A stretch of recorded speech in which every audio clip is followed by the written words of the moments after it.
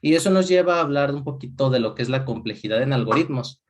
Esta es una parte así que cuando lo estudias en libros sí se pone un poquito engorroso, sí se pone un poquito como de terminología bastante rebuscada. Voy a ver si se logra simplificar un poquito. Igual si salen dudas al final me dicen, porque si es un tema que cuando empiezas a leerlo ya en libros se te empiezan a hablar de asintonismo y que si hay diferentes formas de calcularla y demás. Entonces pues como que traté de simplificarlo un algo. Ahí me dicen. Primero que nada, la complejidad algorítmica representa la cantidad de recursos temporales, o sea, en tiempo, que necesita un algoritmo para resolver un problema y por tanto permite determinar la eficiencia de dicho algoritmo. La media de tiempo tiene que ser independiente de lo siguiente, de la máquina, del lenguaje de programación, del compilador y de cualquier otro elemento de hardware o software que influya en el análisis. O sea, esto no importa si yo estoy hablando de un procesador Intel Celeron, la complejidad del algoritmo es independiente si es un Celeron o si es un i9, un i7. O sea, lo que me importa es saber ese algoritmo per se, qué tan complicado va a ser en tiempo para la implementación para la aplicación, para que procese la información o para que haga el cálculo que necesitamos.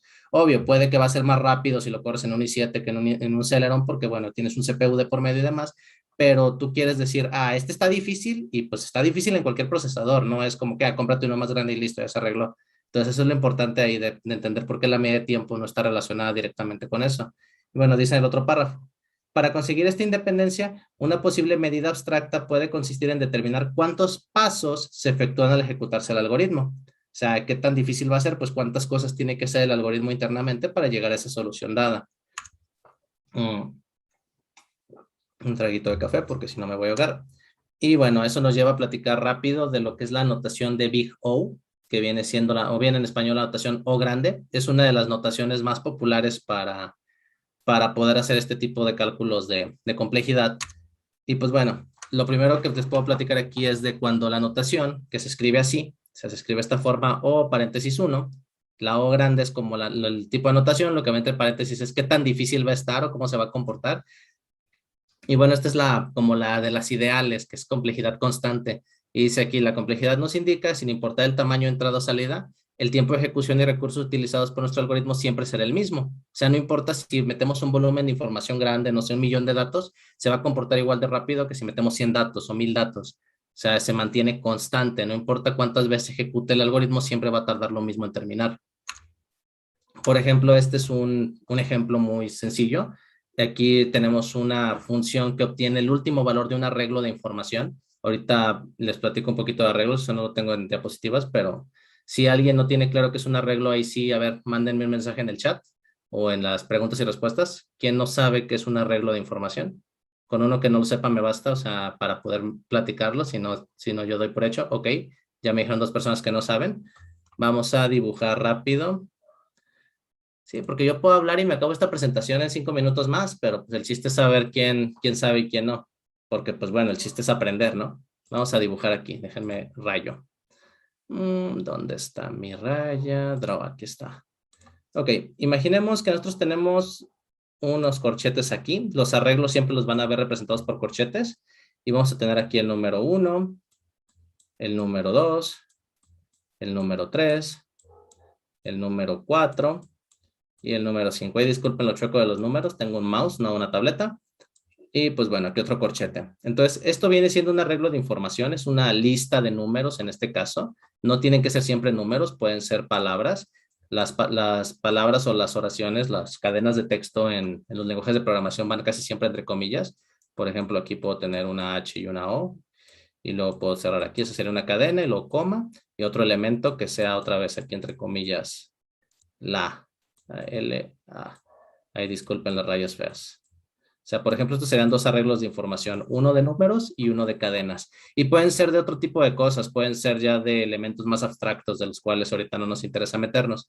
Y estos arreglos se cuentan por lo general en casi todos los lenguajes de programación. Hay lenguajes que empiezan diferente en uno, pero por lo general nosotros empezamos contando 0, 1, 2, 3, 4. O sea, contamos desde 0 hacia adelante. Igual, por ejemplo, el arreglo aquí de texto pues HO sería el índice 0, a ese le conoce índice, y LA sería el índice 1. Es como una lista, correcto. Python incluso es un lenguaje que le gusta llamarlo lista. La lista como tal es ya una estructura de datos un poquito más avanzada. Y bueno, Python ya la implementa por defecto. No nos vamos a meter ahorita en qué lenguaje sí hace una cosa y qué lenguaje no, pero pues bueno, alguien mencionó aquí una lista. Como tal, los arreglos, pues simplemente es información que está una a un lado de otro. Y en la memoria de la computadora así se hace. O sea, se pide memoria y cada elemento ocupa un espacio en esa memoria. O sea, como una cajita, imaginémoslo. Entonces, por ejemplo, aquí dice que va a obtener el último elemento de un arreglo y vamos a pasar un arreglo. Entonces, imaginemos que pasamos esta operación del 1 al 5 aquí. Lo que está haciendo aquí es sacar el tamaño del arreglo, que nosotros sabemos de simple vista que es de tamaño 5 porque tiene 5 elementos, o el otro arreglo es de tamaño 2 porque tiene 2 elementos, y saca aquí el valor. Por ejemplo, si pasamos del 1 al 5, el tamaño de este arreglo, la longitud, sería 5. Ay, esa raya no me gusta cómo me quedó, pero bueno, este sería un 5. Y pues bueno, ya sabemos que 5 más menos uno. Este menos uno está dado aquí por lo que les platicaba, de que pues contamos desde cero, entonces pues tenemos que desfasarnos uno hacia atrás para nuestro cálculo. Y pues estamos diciéndole, del arreglo quiero la posición, el tamaño del arreglo menos uno. De esta manera pues siempre es un número constante. Tú le pides al arreglo de qué tamaño va a ser, déjenme borro. Creo que no esto borrar todo, pero tú le pides al arreglo de qué tamaño va a ser y el arreglo dice, pues soy de tamaño 5, pues 5 menos uno 4 y quiero el último elemento, que era el que ya borré aquí, que era el número 5. O por ejemplo, si le pasáramos las cadenas de texto de acá el hola, tendríamos 2, entonces el tamaño del arreglo sería 2 y bueno, 2 menos uno nos quedaría la posición 1 y es lo que le pedimos aquí. Entonces, en este tipo de ejercicios, la complejidad siempre es lineal porque el tamaño está establecido siempre del mismo tamaño. Comenta aquí Naomi, en un arreglo siempre se inicia de la posición cero. Así es en general, o sea, computacionalmente es como un estándar, por así decirlo. Si tú ves el lenguaje C va a estar hecho así, si tú ves documentos de papers donde te hablen de algoritmos genéricos, por lo general se cuenta desde cero. Hay lenguajes de programación como MATLAB que pues sí inician en uno, no es muy bonito porque pues como que te rompen esa lógica de iniciar desde cero que la mayoría de las implementaciones y de los documentos técnicos te mencionan, pero pues bueno, eso ya son excepciones a la regla. Quedémonos con que los arreglos por lo general empiezan en cero, a menos que la definición del problema nos diga, ¿sabes qué? Vamos a iniciar en uno por cierta razón. Hay casos donde es necesario iniciar en uno, pero por lo general tú manejas el arreglo desde cero a nivel de memoria. Y bueno, como les decía, esto pues es constante. Aquí pues siempre vamos a sacar el mismo elemento. Vamos a sacar el tamaño del elemento y sacamos el último. Y bueno, eso pues lo hace general.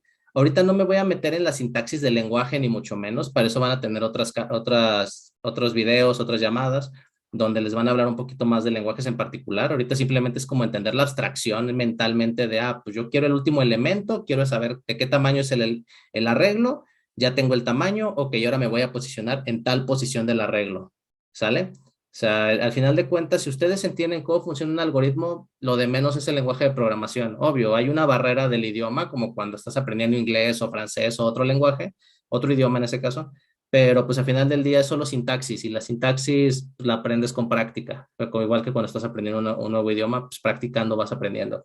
Pero al final del día los algoritmos sí es de practicar, pero también es de entender qué estás haciendo, es de que tu mente se pueda posicionar espacialmente adentro de la computadora, porque al final del día lo que necesitamos es lograr una abstracción del mundo. Cuando estamos programando, lo que buscamos es lo que nosotros conocemos de un negocio, de algo existente en el mundo físico, buscamos transferirlo a la computadora para que tenga un comportamiento parecido. Y pues es lo que le dicen las famosas reglas de negocio. Tú conoces un negocio, sabes cómo funciona, cómo cobras, cómo pagas, cómo inviertes en ese negocio. Bueno, en tu sistema buscas pasar esas reglas para que se cumplan dentro de la computadora. Vamos a avanzarle aquí, déjenme borro. Mm, Como borro, ya se me perdió el lápiz.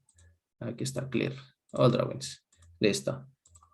Además de la complejidad lineal, tenemos la complejidad, perdón, esa es la complejidad constante, perdón. Además de la complejidad constante, tenemos la complejidad lineal, que bueno, como su nombre dice, va creciendo en forma lineal, va creciendo conforme más información tengamos, pues más va a tardar, pero de una forma pues, ¿cómo decirlo? Pues sí, constante hasta cierto punto. Si tú tienes 10 elementos y por cada elemento se tarda un segundo, tu algoritmo tardaría 10 segundos. Si tú tienes 100 elementos, tu algoritmo tardaría 100 segundos, y sucesivamente. Pero pues siempre va creciendo de esa forma, o sea, va creciendo en línea recta. Y bueno, vamos a ver aquí qué tenemos. Ya me marcó el lápiz otra vez, déjame lo quito. Ahí va. Por ejemplo, aquí lo que tenemos es una pequeña función que imprime toda la información dentro de un arreglo. Vamos a dibujar de nuevo el arreglo para que lo borraba. Vamos a ver. Tenemos nuestros corchetes que decíamos hace un momento y aquí tenemos de nuevo 1, 2, 3, 5 y 8. Ahora vamos a tener esos numeritos ahí aventados. No necesariamente tienen que estar en orden, o sea, al final del día es una forma de organizar información.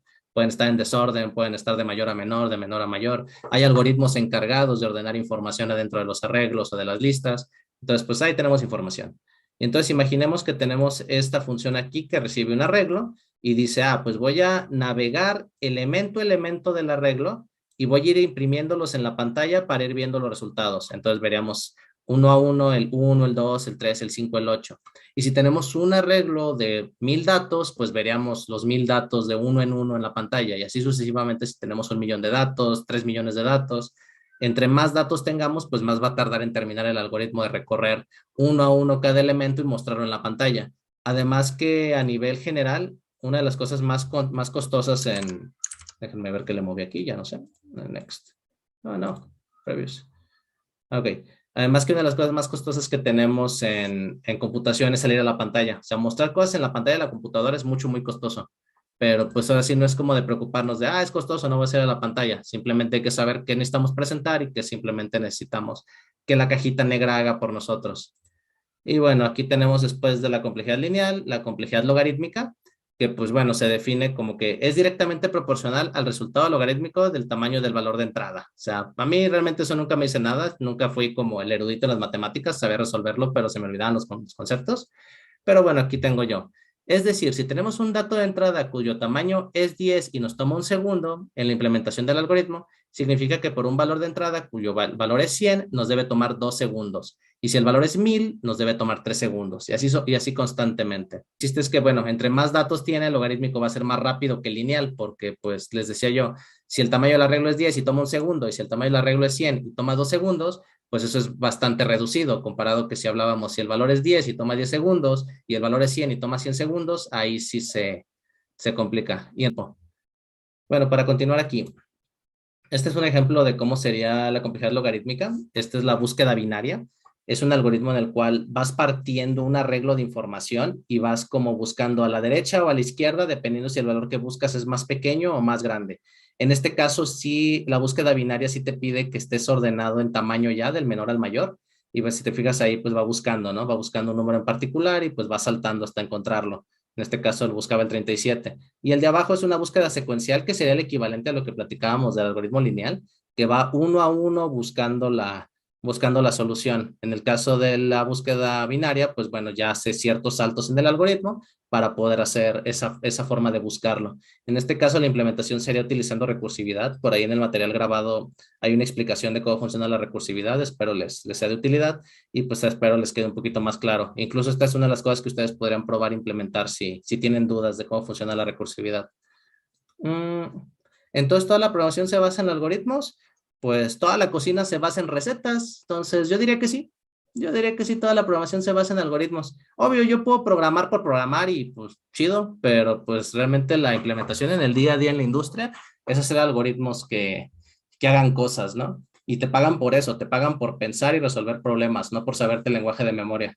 Porque bueno, puedo yo saberme de memoria JavaScript o Ruby o Python, pero si no sé hacer cosas con él, pues de nada me sirve saber el arreglo, ¿no? Lo que platicamos ahorita de, el arreglo tiene datos ahí adentro. Pero si yo no sé hacer cosas con esos datos que resuelvan una problemática que mi cliente tiene o que mi producto tiene o mi empresa tiene, pues no me va a servir de nada. Entonces la respuesta es sí. La programación se basa en algoritmos. No puedo ponerles a hablarles de un algoritmo súper complicado que requiere un montón de pasos en particular, porque pues lo primero que necesitamos es aprender a caminar, necesitamos aprender cómo movernos espacialmente en nuestra cabeza, o sea, lo que significa pues visualizar esta información aquí en el dibujito es sencillo, pero cuando ya lo tienes de por medio vas a necesitar una libreta, vas a necesitar un pizarrón, vas a necesitar dibujarlo en lo que sea en la computadora en Paint, pero vas a necesitar como plasmar eso que tienes en la cabeza de alguna forma, tienes que entender cómo organizar esta serie de pasos que ahorita estamos haciendo los platicados, de parte por la mitad del arreglo y se va luego a la derecha y luego se va a la izquierda, etcétera. Pues necesitamos poder plantear todo eso nosotros de alguna forma que ya podamos como definir esa serie de pasos y luego hacer la implementación de los algoritmos. Y en el contenido grabado, ahí ya hay algunos algoritmos específicos ya implementados, donde les trato de explicar, pues ahora sí, cómo funciona, cómo está la problemática y cómo podemos atacar esa problemática. Les dejo claro desde ahorita, no es la única forma de resolver esos algoritmos, hay más de una forma, hay más de una técnica, también es algo, pues tal vez a mencionar, los algoritmos hay técnicas para implementarlos, el simplemente hecho de hablar de si el algoritmo se va a resolver de manera recursiva o de manera iterativa, ya es una forma de abordarlo, es una técnica de abordarlo. Si vamos a usar un algoritmo de fuerza bruta o un algoritmo de programación dinámica, es otra forma de visualizar pues, el tipo de algoritmo. Entonces eso es algo a tener en cuenta. No ocupamos memorizar todo desde el día uno, pero pues estar consciente que existen esos conceptos e ir abordándolos conforme vayamos necesitándolos. A final de cuentas, insisto, les decía al inicio, el chiste no es querer aprenderse todos los algoritmos del mundo y decir, me lo sé todo, soy bien bueno, porque al final del día, pues puedes saberte las recetas, pero si no sabes en qué momento aplicar esas recetas, pues es lo mismo que no saberlas, ¿vale?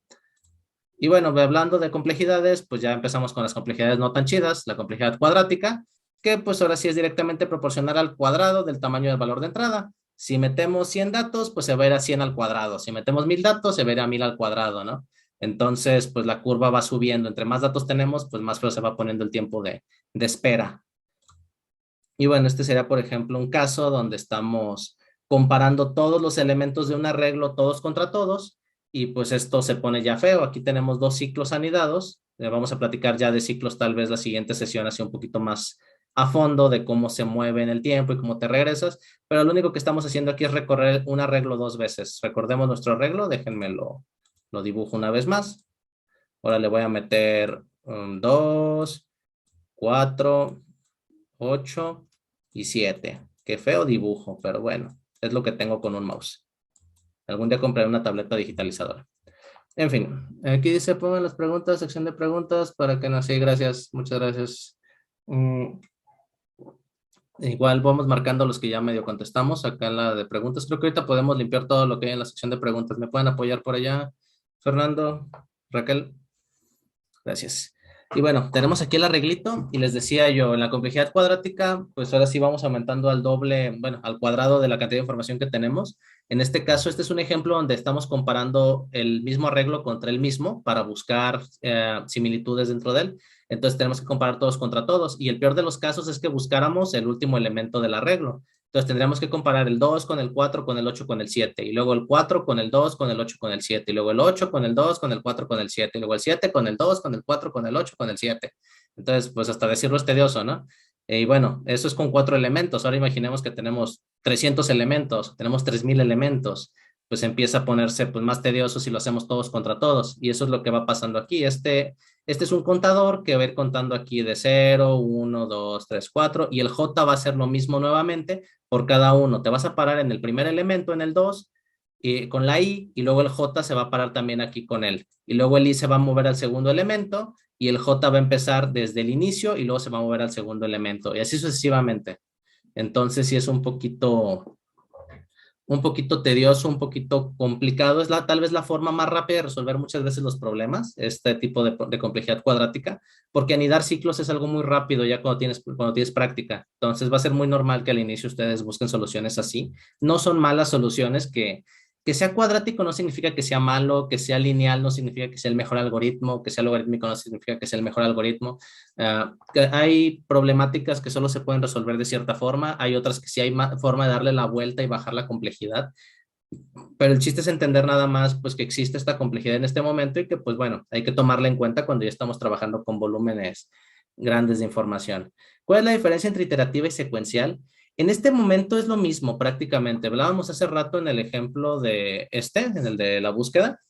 Y bueno, aquí se búsqueda secuencial. Por secuencial, digamos que es uno a uno. O sea, vamos de uno por uno. Y que sea iterativo también es ir uno a uno, uno por uno, pero más en el tema de cómo lo abordas ya a nivel de la programación. Las operaciones iterativas por lo general van dentro de ciclos que van repitiendo algo o que van incrementando un contador para podernos ir moviendo en el espacio. Mientras que las operaciones recursivas, pues esas ya tienen que ver más por cómo llamas a la función dentro del sistema para que ella misma pues se llame, ahora si se llame a sí misma, haga un inception y eso te permita moverte en el espacio. O sea, literal, te vas a mover en el espacio llamándote a ti mismo. Entonces, la secuencia, pues simplemente es una forma de decir que te estás moviendo y la iteración, pues es una forma de cómo te vas a mover, si queremos llamarlo de alguna forma. Y la pregunta, este ejemplo es en JavaScript, gracias, sí, es JavaScript, correcto.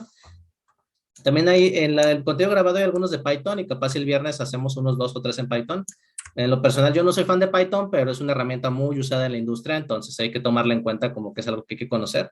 Pero insisto, no es clavarse en memorizar el lenguaje, o sea, los lenguajes te agarras, googleas, ¿cómo hago un ciclo? Googleas, ¿cómo hago una bifurcación? ¿Cómo hago una condicional? Y el Google te va sacando las respuestas. Y en el mundo real no es como en el examen en la escuela, que tienes que memorizar todo y te van a correr si copias. Al contrario, creo que aquí en esta industria en específico es muy dado que nosotros compartamos. Es importante compartir. Incluso que yo esté aquí es parte de eso. A mí me gusta mucho compartir el conocimiento para los que vienen, porque a final de cuentas, si todos sabemos un poquito más, podemos hacer que esta industria siga creciendo. Y más en nuestro país que va, bueno, estoy asumiendo que todos son de México, que es, digamos, Latinoamérica, pero pues bueno, en toda Latinoamérica sobre todo somos una comunidad emergente en cuanto a lo que es tecnología. Y pues ahora sí, eso es algo muy padre porque tenemos mucho campo verde para seguir haciendo cosas nuevas y traer contenido a nuestro idioma. O sea, no buscar todo en inglés, que pues es como la base del conocimiento. Entonces aquí decíamos que esto es todo contra todos, que era el cuadrático. Y bueno, la complejidad exponencial, que pues si tienen alguna noción de cómo son las gráficas, ahorita las voy a sacar, pues esto es como del último que quieres tener en la cabeza. Y bueno, aquí lo que tengo escrito, pues bueno, la complejidad exponencial es cuando su rendimiento se incrementa al doble cada vez que se agregue un nuevo dato al valor de entrada, por decirlo de alguna forma. Por ende, incrementando su tamaño de manera exponencial, esto quiere decir que si tenemos un arreglo de un elemento y nos toma 10 segundos, ejecutar el algoritmo con 2 elementos nos tomará 100 segundos y con 3 elementos nos va a tomar 1000 segundos y así seguiríamos creciendo entre más datos tengamos, por verlo de alguna forma. Y pues un ejemplo muy sencillo de complejidad exponencial es este algoritmo chiquitito que es la sucesión de Fibonacci. Creo que aquí tengo incluso un Wikipediazo por si se ocupaba, vamos a abrirlo.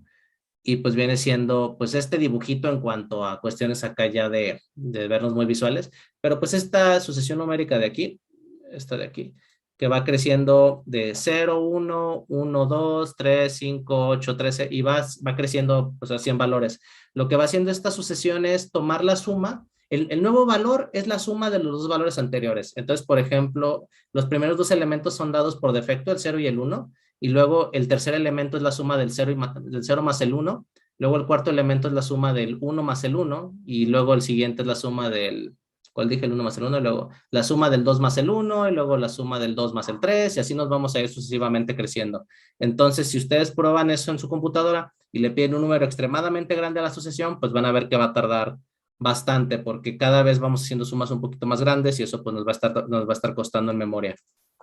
Vamos de regreso a la presentación. A ver, comando W. ¿Qué más tenemos por aquí?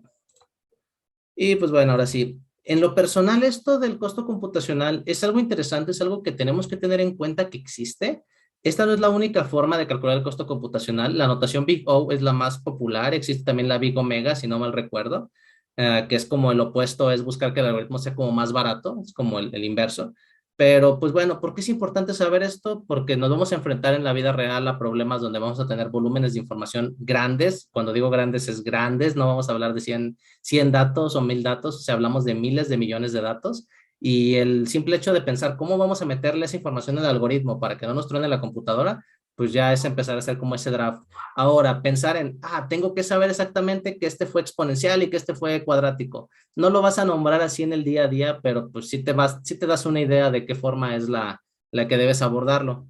Y existe esta página que es así como de esas de cajón también cuando ya neta te estás metiendo en problemas donde necesitas saber la complejidad computacional, que se llama bigocheatsheet.com.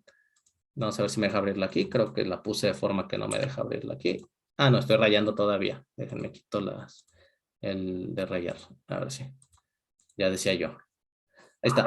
Esta página es como de las de cajón, si ustedes quieren verlo ya con dibujitos. Y bueno, pueden ver aquí la gráfica de lo que platicábamos. Incluso hay unos con los que no me metí, como el n logaritmo de n o el o factorial.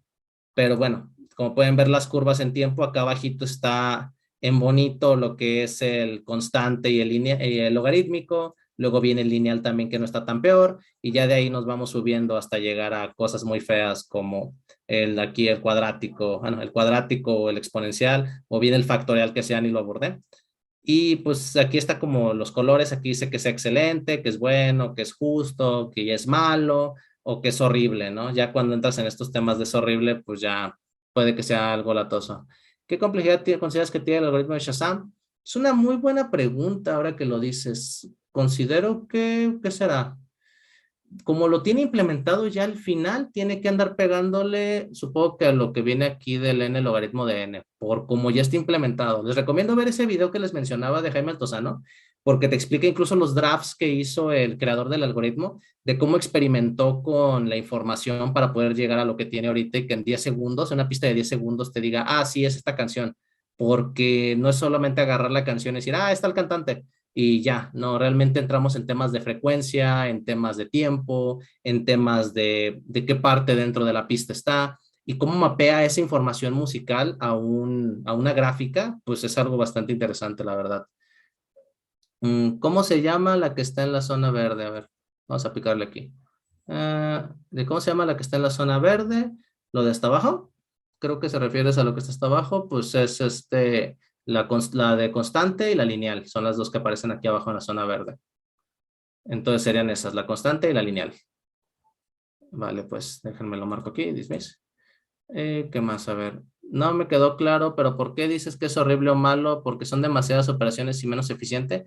Correcto, porque imagínate que tienes un grupo de información muy grande y te dice, y bueno, tú ya calculas que te va a arrojar la solución de tu problema, te va a arrojar el resultado en 6 meses, en un año, y pues tú necesitas un algoritmo que no sé, tenga que esto resolverlo en, que te gusta, en una semana, por decir algo o lo que les platicaba ahorita, ¿no? De que tenía por ahí un algoritmo de por medio donde tomaba como hora y media generarme cada archivo. Yo esos archivos tenía que mandárselos a otra empresa.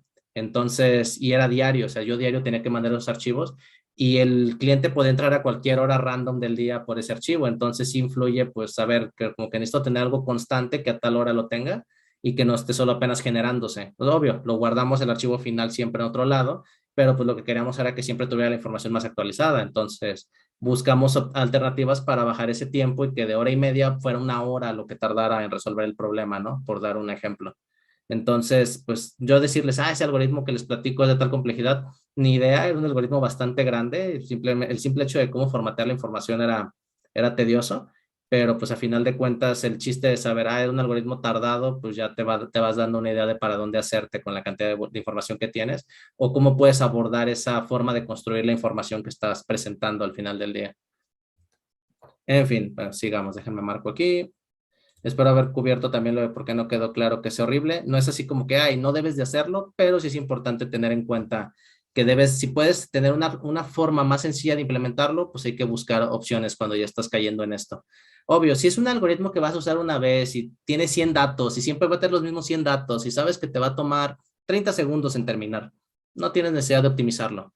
Pero si ya tienes un algoritmo donde estás trabajando con volúmenes de información de grandes, o sea, de billones de datos, de millones de datos, y pues te está tomando horas o ya prácticamente un día entero en terminar, pues tal vez, y bueno, y tienes la idea de que hay cosas por ahí que es posible mejorar, pues vale la pena pues invertir un poquito de tiempo. Entonces, para resumir, al decir la complejidad nos referimos al número de pasos que tendrá el algoritmo para resolver el problema. Por eso es menos eficiente, porque son muy largos y tediosos. Prácticamente, a final del día, un algoritmo tú puedes hacerlo a mano. Tú puedes hacer a mano el algoritmo y y resolverlo, ¿no? Tú empiezas a mano, lo resuelves los pasos que tienes que hacer. Por lo general, cuando tú lo haces a mano, lo haces con, no sé, 5 datos, 10 datos, y ya dices, ah, estos son los pasos que yo quiero hacer para resolver. Voy, lo meto a la computadora en el lenguaje de programación que más me gusta o que es el que estoy usando en la industria en la que estoy trabajando y lo dejo correr, ¿no? Y pues bueno, puede que el algoritmo ahí no le va a meter 5 datos, puede que ahí, insisto, le voy a meter 3 gigas de información o le voy a meter 100 gigas de información de un jalón.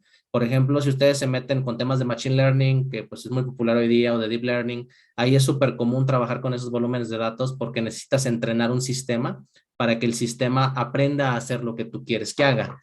Entonces, pues imagínense, si el entrenamiento te va a tomar 6 meses y tu cliente lo necesita en 2 semanas o en un mes, pues ahí tenemos ya un problema. Por eso es importante también saber qué algoritmo es el que vamos a seleccionar. Como les comentaba, hay más de una forma a veces de resolver un problema, entonces es valioso que tengamos eso en cuenta. Estos creo que ya los dos ya los marco. Aquí mismo en este cheat sheet viene ya algo que es muy útil, es una, ¿cómo le dicen? Una chuleta, un acordeón. Entonces, por ejemplo, aquí vienen las estructuras de datos. Yo ahorita solo les hablé del arreglo, que es como el más común que vamos a ver en el día a día.